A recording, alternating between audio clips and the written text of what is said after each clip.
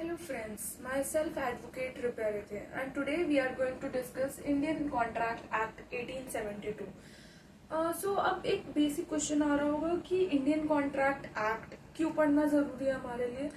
तो बेसिकली हम day to day life में मर्डर, थेफ्ट, डकैती, रॉबरी, किडनैपिंग जैसी चीज़ों से रोज़ रूबरू नहीं होते हैं, पर कहीं ना कहीं हम डेली किसी ना किसी फॉर्म में किसी एग्रीमेंट या किसी कॉन्ट्रैक्ट के पार्ट जरूर बनते हैं।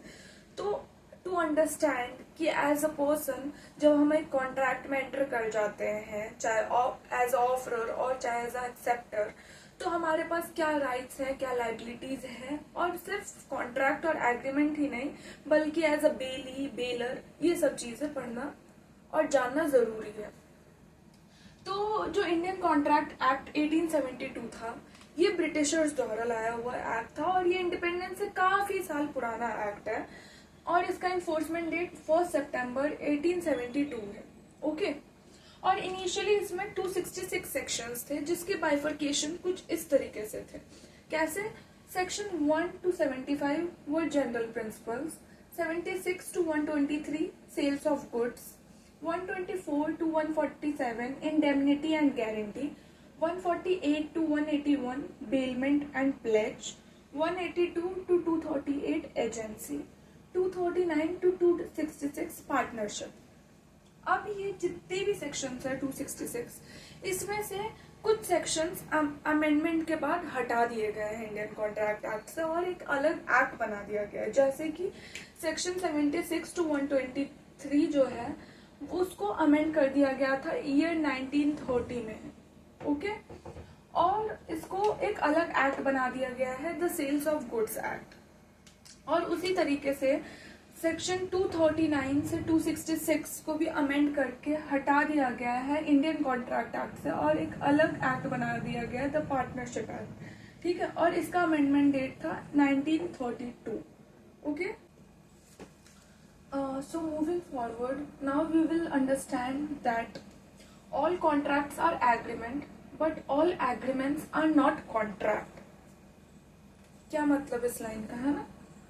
तो फर्स्ट ऑफ ऑल समझते हैं कि हम कॉन्ट्रैक्ट या एग्रीमेंट किस फॉर्म में हम डेली फेस करते हैं।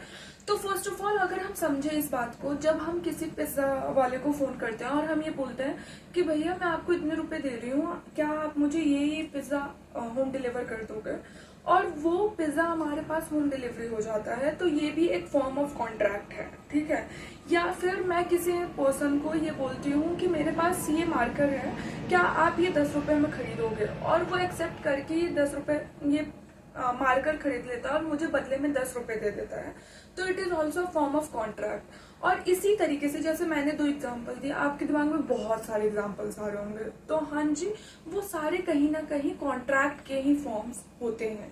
ठीक है, अब बात करते हैं, all contracts are agreements but all agreements are not contract. Confusing? I understand, but जैसे जैसे हम आगे बढ़ेंगे ये दोनों स्टेटमेंट आपको इतने अच्छे से क्लियर हो जाएगा कि आप सोच भी नहीं सकते हो। ठीक है, first of all we need to understand agreement क्या होता है। ठीक है, जब हमें एग्रीमेंट समझ आ जाएगा तो हमें समझ आ जाएगा कि क्यों सारे एग्रीमेंट कॉन्ट्रैक्ट नहीं हो सकते, पर सारे कॉन्ट्रैक्ट जो होते हैं वो एग्रीमेंट के ही फॉर्म होते हैं। ठीक है, तो फर्स्ट ऑफ ऑल एग्रीमेंट क्या चीज है? जब मैं ये मार्कर किसी को ऑफर देती हूँ कि ये मार्कर आप मेरे से 10 रुपए में खरीद लोगे, तो ए पर्सन बोलता है कि ठीक है जी, मैं 10 रुपए में खरीद रहा हूँ, और वो मुझे बदले में 10 रुपए देता है और मैं उसको मार्कर दे देती हूँ। ठीक है, ये एग्रीमेंट हुआ। अब कैसे? अब इसमें समझना, जो मैंने बोला वो ऑफर था, मैंने ऑफर दिया कि क्या आप ये पेन मेरे से 10 रुपए में खरीदोगे, तो ये ऑफर हुआ। ठीक है, ऑफर को ही प्रपोजल भी कहते हैं कि मैंने एक प्रपोजल मेड किया कि क्या आप ये मार्कर मेरे से 10 रुपए में खरीदोगे, और एट द सेम टाइम जो सामने वाला पर्सन है, ए पर्सन है, उसने इस चीज को एक्सेप्टेंस दी, मेरे प्रपोजल को उसने एक्सेप्ट कर लिया। द मोमेंट उसने मेरे प्रपोजल को एक्सेप्ट किया कि हाँ जी मैं ये मार्कर 10 रुपए में खरीद लूंगा, वहां पे ये पूरा process offer plus acceptance promise बन जाता है। और यहाँ पे कंसिडरेशन तो है ही 10 रुपए, तो ये सबको मिला के हमारा एग्रीमेंट बनता है। कैसे? Offer plus promise plus consideration is equal to agreement. Okay, तो बेसिकली अगर हम ये बात समझे तो एग्रीमेंट के 3 मेजर इसेंशियल्स होते हैं। ठीक है, पहला इसेंशियल ऑफर, दूसरा प्रॉमिस और तीसरा कंसिडरेशन। ठीक है, जब कभी भी ये तीनों चीज वहां पे प्रेजेंट होगी कि हमारे पास ऑफर एक्सेप्टेंस हुआ, हमारे पास प्रॉमिस है, हमारे पास कंसिडरेशन है, तो हम एक एग्रीमेंट मेंटर कर रहे हैं। ठीक है, यहां तक आपको समझ आ गया होगा कि एग्रीमेंट किसे कहते हैं। ठीक है, मूविंग फॉरवर्ड, एक एग्रीमेंट कॉन्ट्रैक्ट कब बन जाता है? तो एक एग्रीमेंट को कॉन्ट्रैक्ट तक पहुंचने का सिर्फ एक पर्टिकुलर इसेंशियल होता है, जो कि है it should be enforceable by law. आपको समझ में आया? मतलब कि मैं कोई एक ऐसा ऑफर देती हूँ जो कि अनलॉफुल है, तो वो ऑफर कभी भी कॉन्ट्रैक्ट नहीं बन सकता, क्योंकि वो इन्फोर्स नहीं हो सकता लॉ के थ्रू। जैसे कि मैं एक एग्जांपल देती हूँ कि मेरे पास ये मार्कर है, आप मेरे से ये मार्कर खरीद लो और इसके बदले आप मुझे ड्रग सप्लाई करना। ठीक है, बहुत फालतू एग्जांपल हो गया, बट जस्ट टू अंडरस्टैंड कि मेरे पास ये मार्कर है, आप ये मार्कर मेरे से एक ड्रग्स का पैकेट देके खरीद लो। अब जो यहाँ पे ड्रग्स है वो एक अनलॉफुल इलीगल सब्सटेंस है, जो कि इंडिया में बिल्कुल भी लीगल नहीं है। तो यहाँ पे जो हमारा कंसिडरेशन हो गया वो अनलॉफुल कंसिडरेशन हो गया।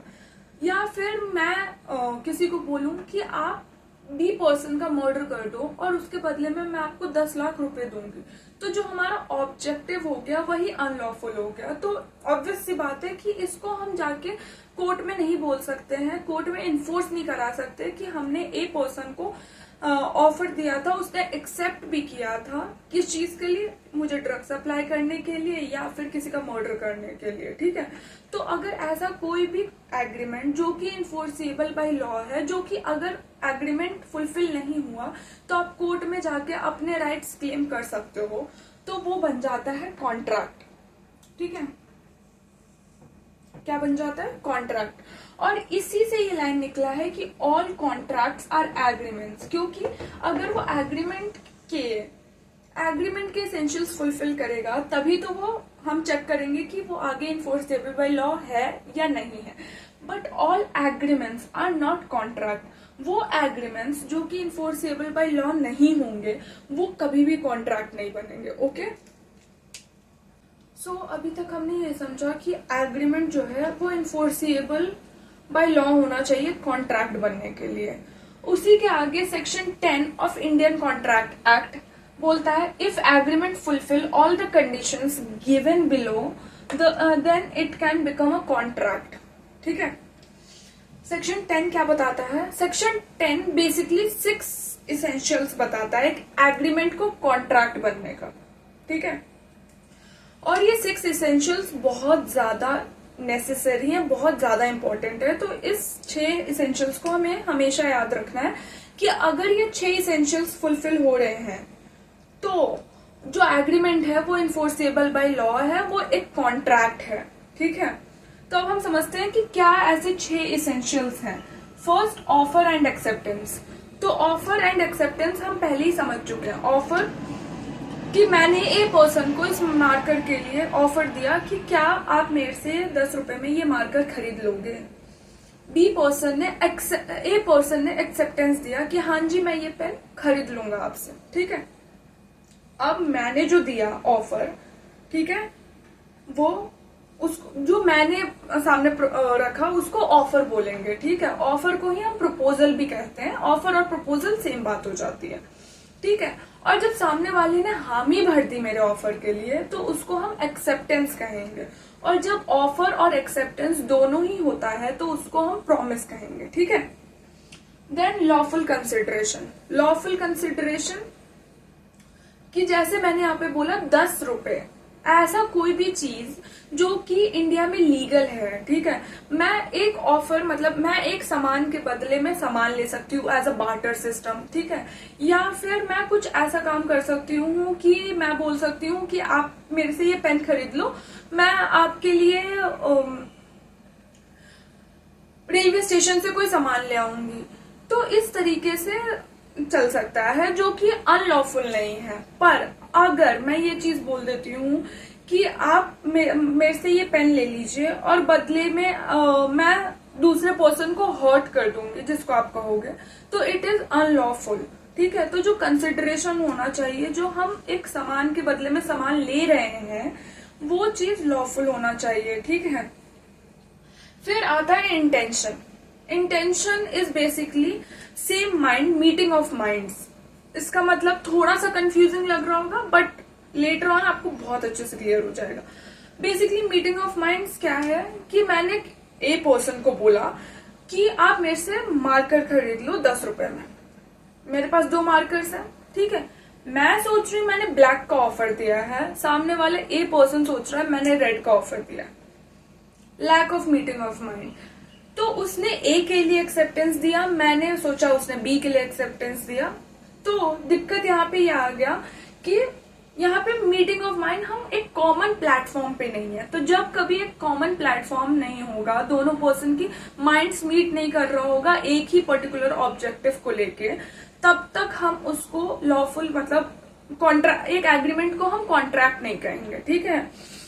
तो इसलिए हमें हमेशा एग्रीमेंट करते टाइम ये चीज क्लियर होना चाहिए कि हम ये चीज क्लियरिफाई कर रहे हैं कि सामने वाले को भी कोई मिसअंडरस्टैंडिंग ना हो। जिस पॉइंट पे मैं हूं उसी पॉइंट पे सामने वाला भी हो। उसके बाद competent parties. Competent parties basically जो पार्टीज होने चाहिए, मतलब जो ऑफरर होना चाहिए और जो एक्सेप्टर होना चाहिए, वो दोनों मेजर होने चाहिए, मतलब कि 18 ईयर्स से अबव होने चाहिए और साउंड माइंड के होने चाहिए, ठीक है। मतलब उनको कोई मेंटल इशू नहीं होना चाहिए, लाइक पागलपन का दौरा नहीं आना चाहिए। They must be in their senses, ठीक है। उसके बाद lawful object. Lawful object means कि हमारा कोई ऐसा ऑब्जेक्टिव फुलफिल कराने के लिए हम ऑफर रखेंगे जो कि इनफोर्सेबल बाय लॉ है, जो कि हम जिसको हम लीगल कह सकते हैं, ठीक है। जैसे कि मैंने आपको पहले भी एग्जांपल दिया कि मैंने किसी को ये ऑफर दिया कि आप बी पर्सन का मर्डर कर दो, बदले में मैं आपको 1 करोड़ रुपए दूंगी। तो जो ऑब्जेक्टिव है कि आप बी पर्सन का मर्डर कर दो, ये बी पर्सन का murder is not lawful object. Lawful object होना जरूरी है। उसके बाद free consent. Free consent is basically जब हम किसी को ऑफर दे रहे हैं तो उसका जो एक्सेप्टेंस होना चाहिए, उसका जो कंसेंट मिलना चाहिए हमें, वो फ्री होना चाहिए। किस चीजों से? Coercion, misrepresentation, mistake, fraud, under influence. Okay, तो आज के लिए सिर्फ इतना, ठीक है। यहां तक हमें ये क्लियर हुआ कि हमारे पास इनिशियली 266 सेक्शंस थे। 1 सितंबर 1872 में ये एक्ट लाया गया, इंडियन कॉन्ट्रैक्ट एक्ट, ब्रिटिशर्स द्वारा, ठीक है।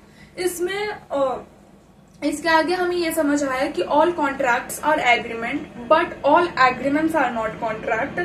एग्रीमेंट और कॉन्ट्रैक्ट में मेजर डिफरेंस किस बात का है? तो जो एग्रीमेंट है वो इन्फोर्सेबल बाय लॉ जब बनता है तो उसको हम कॉन्ट्रैक्ट कहते हैं, ठीक है। मतलब कि अगर कोई एग्रीमेंट इन्फोर्सेबल बाय लॉ है तो उसको हम कॉन्ट्रैक्ट कह सकते हैं। एंड फर्दर हमने सेक्शन 10 को पढ़ा जहां पे इसेंशियल्स दिए गए हैं कि अगर ये 6 इसेंशियल्स फुलफिल किए गए तो जो एग्रीमेंट है उसको हम कॉन्ट्रैक्ट कह सकते हैं, ठीक है। आज के लिए सिर्फ इतना। अब हम नेक्स्ट क्लास में या नेक्स्ट वीडियो में हम offer acceptance, revocation of offer acceptance और आगे इंडियन कॉन्ट्रैक्ट एक्ट को और अच्छे से समझेंगे, ठीक है। Thank you.